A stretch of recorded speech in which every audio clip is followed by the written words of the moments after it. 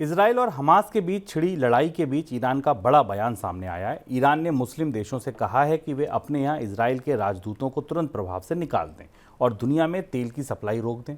Iran के इस बयान को बड़ी धमकी के तौर पर देखा जा रहा है और मुस्लिम देशों ने ईरान की सलाह पर तेल की सप्लाई रोकी तो उसकी वजह से कच्चे तेल के लिए हाहाकार मचना तय मानी है। इस बीच ईरान और अमेरिका के रिश्तों में सुधार को लेकर जो संभावना दिख रही थी वह भी अब खत्म हो गई है। उल्टा आशंका बढ़ गई है कि अमेरिका कहीं नए सिरे से ईरान पर सख्त प्रतिबंध ना लगा दे। सर, ईरान की धमकी कहिए, धमकी तो कल ही थी, अब तो ऐलान कर दिया कि क्या क्या करना है, दो बातें बता दी कि ऐसा ऐसा करो। सर, क्या लगता है आपको, क्या तेल बाजार पर असर होगा? ईरान अब खुलकर इस पूरे विवाद में सामने आ गया है और अमेरिका और पश्चिम के देशों के सामने खड़ा हुआ हो गया। ये बड़ा स्पष्ट रूप से सामने आ गया है। हालांकि ईरान की जो धमकी है वो इजराइल को तेल की बिक्री रोकने के लिए, हालांकि अरब देश अभी भी इजराइल को तेल की सप्लाई कर रहे हैं इस युद्ध के बाद ये बात स्पष्ट है।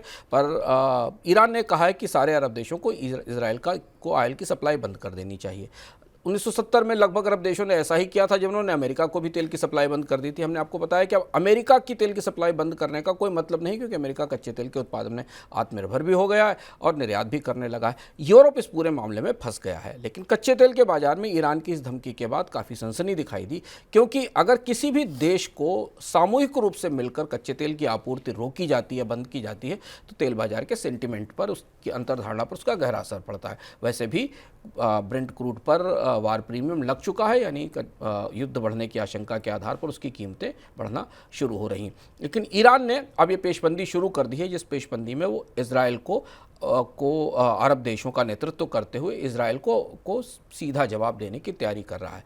दिलचस्प बात यह है शुभम कि बाकी जो अरब के बाकी बड़े ऑयल प्रोड्यूसर्स हैं उन्होंने इस पर कोई प्रतिक्रिया नहीं दी है। अभी तक उनकी प्रतिक्रिया बेहद ठंडी है। सऊदी अरब ने आगे आकर कुछ नहीं कहा है, अमीरात ने आगे आकर कुछ नहीं कहा है, गैस सप्लायर बड़ा है कतर, उसने भी कुछ आगे आकर नहीं कहा है। तो अकेली चेतावनी ये ईरान की तरफ से आई है, जिसका निशाना इजराइल से ज़्यादा अमेरिका माना जा रहा है। सर, अगर फिर ये ऐसा कुछ हुआ, अगर कोई आगे आया तो अमेरिका की अगली रणनीति क्या होगी? अमेरिका, जैसा हम लोगों ने कल चर्चा की थी कि अमेरिका ने आज सुबह इजराइल पर अपने प्रतिबंधों में थोड़ी सख्ती करने का संकेत दिया। खासतौर से डिफेंस से रिलेटेड कुछ मामलों पे नए प्रतिबंध लगा दिए गए। इस बात की संभावना है कि इजराइल पर के इस पूरे मामले में ईरान की जो भूमिका है उसे ध्यान में रखते हुए अमेरिका कुछ और प्रतिबंध लगा सकता है, जिससे कि ईरान के कच्चे तेल की बिक्री बाजार में रोकी जा सके और जिससे आर्थिक संकट पैदा होगा ईरान के लिए।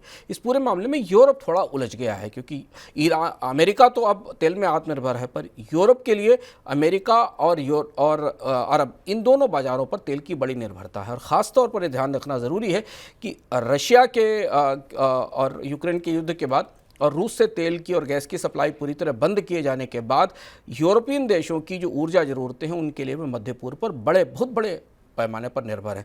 कतर से गैस का बड़ी आपूर्ति एलएनजी टैंकरों के जरिए जर्मनी और बाकी अर्थव्यवस्थाओं को होती है। तो ऐसा कुछ अमेरिका भी नहीं करेगा जिसका कि बाकी अरब देशों पर असर पड़े और उसके बाद यूरोप को तेल और गैस की सप्लाई बंद हो सके। लेकिन ईरान निशाने पर रहेगा, ईरान पर सख्ती बढ़ेगी ऐसा लग रहा है। दूसरी तरफ वेनेजुएला के तेल को हो सकता है बाजार में आने की इजाज़त दी जाए, प्रतिबंध हटाए जाएं, और इसलिए बाजार में हमने आज देखा कि तेल बाजार में शुरुआत में तेज़ी दिखाई दी, पर वेनेजुएला वाला जो एक कारक था उस कारक के कारण बाजार में कीमतें खौलने लगेंगी, $90 के आसपास ही घूमती रहीं।